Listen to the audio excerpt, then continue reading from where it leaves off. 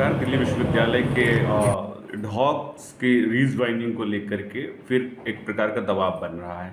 Session ख़त्म होने की ओर है और क्लासेस जो हैं इस समय प्रथम वर्ष की कक्षाएं खत्म हो रही हैं, द्वितीय वर्ष अभी आएगा और तृतीय वर्ष के लिए थोड़ा सा इंतज़ार करना होगा। ऐसी स्थिति में वर्कलोड के लेकर के असमंजस रहता है।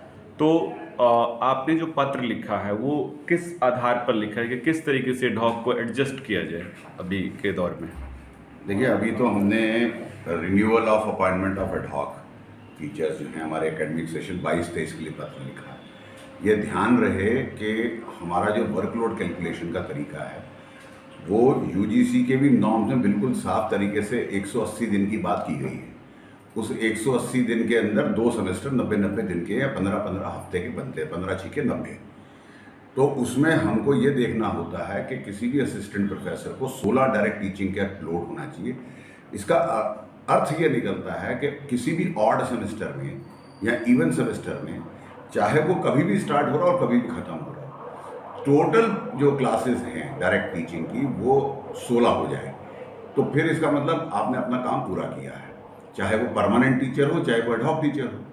तो उसमें ये समस्या कि इस समय कितना वर्कलोड है और उस समय कितना वर्कलोड है वो मैटर ही नहीं करता है। मैटर ये करता है कि आपने क्या 180 दिन की टीचिंग में 15 हफ्ते की टीचिंग के हिसाब से पर सेमेस्टर और उसमें 16 पीरियड आपने पढ़ाए कि नहीं पढ़ाए। तो वो हमारा सबका वर्कलोड पूरा है। हम सालों से उस काम को करते चले आ रहे, चाहे एड हॉक टीचर्स हों, टेम्परेरी टीचर्स हों या परमानेंट टीचर्स हों।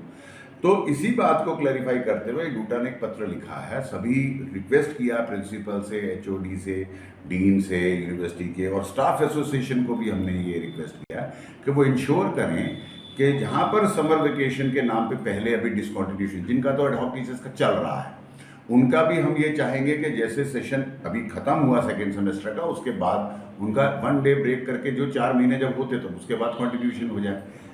लेकिन जिनको 25 या 26 के हिसाब से 26 तारीख से डिसकंटिन्यू किया हुआ है, उनका अब रीजॉइनिंग जो है वो 20 जुलाई को हो जाना चाहिए ताकि उनको वेकेशन सैलरी मिल जाए। तो उसके लिए हमने पत्र लिखा और हमने साथ ही सभी एचओडीज़ के ध्यान में एक बार फिर से और प्रिंसिपल्स के ध्यान में ये बात लाए हैं कि जो एकेडमिक काउंसिल और एग्जीक्यूटिव काउंसिल ने एक और निकाला था, निर्णय लिया था, रेजोल्यूशन पास किया था, जिसमें ये कहा गया था कि जब 22-23 का एकेडमिक ईयर शुरू होगा, जो हम समझते हैं कि जुलाई से शुरू हो रहा है, तो उस समय जो है नए सेशन में 176 क्रेडिट के हिसाब से ही वर्कलोड टोटल कैलकुलेशन किया जाए। मैं फिर रिपीट कर रहा हूँ, हालांकि on a given date it is not required. आप 20 तारीख को ही पूरे हैं पीरियड, इसकी आवश्यकता नहीं है। हमको आवश्यकता इस बात की है कि हम ऑड सेमेस्टर में पूरे 16 क्लासेस पढ़ाते कि नहीं पढ़ाते। तो 135 में टोटल में जितना हमारा रिक्वायरमेंट है उसके बेसिस पे सब एड हॉक टीचर्स का रीजॉइनिंग हो जाना चाहिए, ऐसा हमने पत्र लिख दिया है और रिक्वेस्ट किया है कि सब लोगों को रीजॉइनिंग भी दिया जाए और एक्स ग्रेशिया पेमेंट भी उनकी जो बनती है, यहाँ समर वेकेशन सैलरी जो नियम के अनुसार हमारे ऑर्डिनेंस के हिसाब से 12 के हिसाब से बनती है, वो उनको रिलीज़ कर दिया जाए। ऐसा पत्र हमने लिख दिया, कोई इसमें कन्फ्यूजन नहीं होना चाहिए। एक खास समस्या क्योंकि लक्ष्मीबाई कॉलेज के ऊपर है, वहाँ पर हिंदी डिपार्टमेंट के कुछ टीचर्स के वर्कलोड को लेकर के इशू है। वहाँ की चेयरपर्सन ने जो है लास्ट गवर्निंग बॉडी मीटिंग में जो फैसला हुआ था, तो उसके अंदर उन्होंने ये हमसे वादा भी डूटा से किया था कि ठीक है, हम किसी को भी हटा नहीं रहे हैं।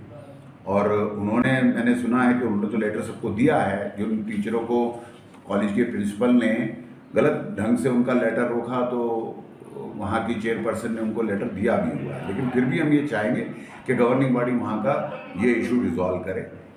2021-22 के सेशन का भी, क्योंकि उनकी सारे साल की पेमेंट हुई है, तो वर्कलोड 17 का ही पास करना ही चाहिए गवर्निंग बॉडी को। Otherwise they cannot justify, even the principal cannot justify the payment. आपने सारा साल दिया और आप कह रहे हैं 21-22 के अंदर वर्कलोड था ही नहीं। ये तो दोनों कंट्राडिक्टरी स्टेटमेंट है। Later on it will be amount to the recovery. तो ये आप नहीं कह सकते कि मैंने किसी को जो है ह्यूमैनिटेरियन ग्राउंड पर रखा हुआ था, ऐसा नहीं हो सकता है। वहाँ एग्जिस्ट करता था वर्कलोड, उन टीचर ने मतलब इन रियलिटी क्लासेस लिया है, इसलिए उनका गवर्निंग बॉडी भी वर्कलोड 17 का अप्रूव करे ताकि उनकी पेमेंट में, और जो भी अगर कोई ऐसी समस्या ऑडिट पे भी है तो उसको भी क्लैरिफाई करें कि हमारे यहाँ 17 का, अगर पहले कुछ कम का उनकी स्टाफ काउंसिल ने या उन्होंने अप्रूव किया है तो वो उसको उसकी रेक्टिफिकेशन भी करे कि एक्चुअली 17 थे वर्कलोड, 17 को ही रखा गया, 17 ने ही क्लास पढ़ाई और 17 की ही पेमेंट सैलरी का हुआ है। तो इसका वो ध्यान रखें।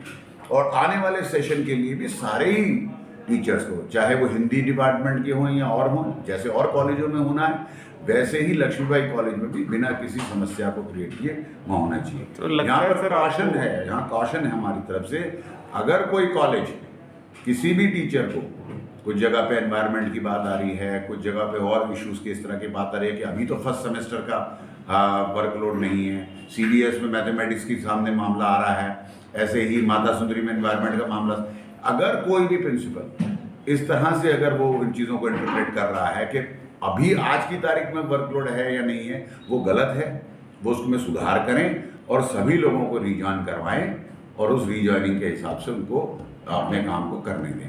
किसी के भी बीच में रुकावट एकेडमिक काउंसिल और एग्जीक्यूटिव काउंसिल में वाइस चांसलर ने इंश्योर करना चाहिए कि किसी का डिसकंटिन्यूएशन ना हो because of the fluctuation in workload, either because of दी जो स्टैगर्ड इस टाइम पे है एकेडमिक सेशंस, कोई किसी टाइम शुरू हो रहा है कोई, या because of the 4 year programme, दोनों में से किसी भी कारण से अगर variation in workload for the time being है, that should not become a hurdle to stop anybody is joining on 20th। जो ज्वाइंट हैं उनका कंटिन्यूएशन 1 डे ब्रेक पे जब 4 महीना होगा तो उनका होना चाहिए। ये हमारा डूटा का स्टैंड है और हम इंश्योर करेंगे, और कहीं पे गड़बड़ होगी तो उसके लिए इस बार हम कॉलेज टू कॉलेज घूमने वाले नहीं हैं।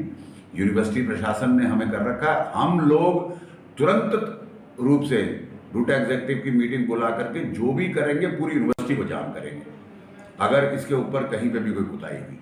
ये जो परंपरा है कि हम कॉलेज टू कॉलेज जाते रहते हैं और उसमें जो है एक कॉलेज दूसरे कॉलेज तीसरे कॉलेज, वो हम करेंगे ही, लेकिन हम जो एक्शन प्लान करेंगे वो पूरा यूनिवर्सिटी को जाम करने का करेंगे। हम किसी एक कॉलेज की समस्या को उस कॉलेज की समस्या कह करके इसके ऊपर को ढिलाई बरतने वाले नहीं। जी सर। और सर वो AEC यानी इंग्लिश के जो टीचर्स हैं उनके वर्कलोड के लेकर के बहुत ज़्यादा बहुत बड़ा चिंता का विषय बना हुआ है सभी के लिए, और हम ऐसा मानते हैं कि यूनिवर्सिटी ने जो बात कही है कि 4th ईयर के वर्कलोड के मामले से लेकर के और जीज के नंबर को लेकर के कोई भी प्रिंसिपल इंग्लिश डिपार्टमेंट में खास तौर पे एक जी ना खोले, ऑप्शन वो और अलग अलग सब्जेक्ट्स की देते हैं, लेकिन हमेशा इंग्लिश की जितनी रिक्वायर्ड जीज उनको वर्कलोड कंपनसेशन के लिए वो दें। SECs के अंदर हमने ये उनको कहा है कि मोर ऑप्शन शुड बी ओपन और तमाम तरह के स्टेप्स उसके लिए लेना चाहिए, और BSc के अंदर भी लेना चाहिए, और कहीं ना कहीं करके कहीं पे इस लैंग्वेज की भी ध्यान रखते हुए, इसकी इंपॉर्टेंस को ध्यान रखते हुए कोई कंपलसरी कोर्स के बारे में भी विश्वविद्यालय को सोचना चाहिए। We are in constant touch. ये समस्या केवल रीजॉइनिंग तक लिमिटेड नहीं है, ये समस्या है इंग्लिश डिपार्टमेंट को बचाने की। ये समस्या इस बात की भी है कि इंग्लिश की अपनी एक वरीयता, अपनी एक इम्पॉर्टेंस है। आज की तारीख में भी हम ये कह सकते हैं कि ये जब तक मातृभाषाएं इतनी सशक्त नहीं हो जाती कि वो पूरे भारत देश को जोड़े, तो ये एक ऐसी भाषा अभी भी हम चाहें या ना चाहें लेकिन है जिसके माध्यम से सारा देश जुड़ा रहता है। तो पढ़ाई लिखाई के मामले में हम उसको कमतर कर नहीं आनते, वो भी एक भाषा है जिसके ऊपर हम लोग रिलाई करते हैं।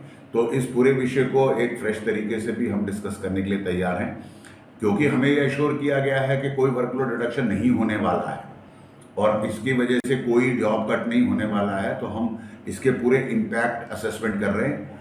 विश्वविद्यालय प्रशासन से भी हम कहेंगे कि हम इम्पैक्ट असेसमेंट करें और ज़रूरत पड़ने के ऊपर जो करेक्शन स्ट्रक्चर में भी अगर करना पड़े, ताकि जो है इसकी अपनी इम्पोर्टेंस और अपना वर्कलोड बचा रहे, वो हम उस बात को उस स्टेज पे करने के लिए तैयार हैं। सर शिक्षकों के बीच में चिंताएं हैं, मतलब एडहॉक शिक्षकों के बीच में तो जून जुलाई का महीना जो है वो ऐसे ही चिंता का विषय बना रहता था पहले, और अब इंग्लिश टीचर्स खास करके जो इंग्लिश डिपार्टमेंट के डॉक्स हैं उनके लिए क्या कहना चाहिए? नहीं, आप उनको मेरी तरफ से, डूटा की तरफ से सिर्फ एक ही संदेश है कि आप लोगों की चिंता हमारी चिंता है। आप लोगों ने ये काम पूरी डूटा एग्जीक्यूटिव को सौंपा हुआ है। आप डूटा एग्जीक्यूटिव पे अपने इलेक्टेड मेंबर्स पे विश्वास रखें। आप लोगों की शक्ति के बेस के ऊपर हम आपको ये इंश्योर कर सकते हैं कि हम सब मिलजुल के इस पूरी समस्या के साथ में लड़ने के लिए भी और सुलझने के लिए भी और उसको सुलझाने में सक्षम हैं। तो इसमें किसी का डिसकंटिन्यूएशन हम नहीं होने देंगे। उसके लिए हमें जो स्टेप लेना पड़ेगा विश्वविद्यालय के स्तर पे, किसी एक BCD कॉलेज जैसे मैंने कहा नहीं, जहाँ जहाँ पर ये समस्या आएंगी कहीं पर हम इस बार जो भी एक्शन प्रोग्राम बनाने वाले हैं, मैं अपने डूटा एग्जेक्टिव के साथियों के साथ सलाह करके उसको विश्वविद्यालय के स्तर पे करूँगा, जिससे कि ये समस्या केवल 1, 2, 3 कॉलेज तक सीमित ना रह करके इसका कोई व्यापक सोल्यूशन निकले। Sir permanent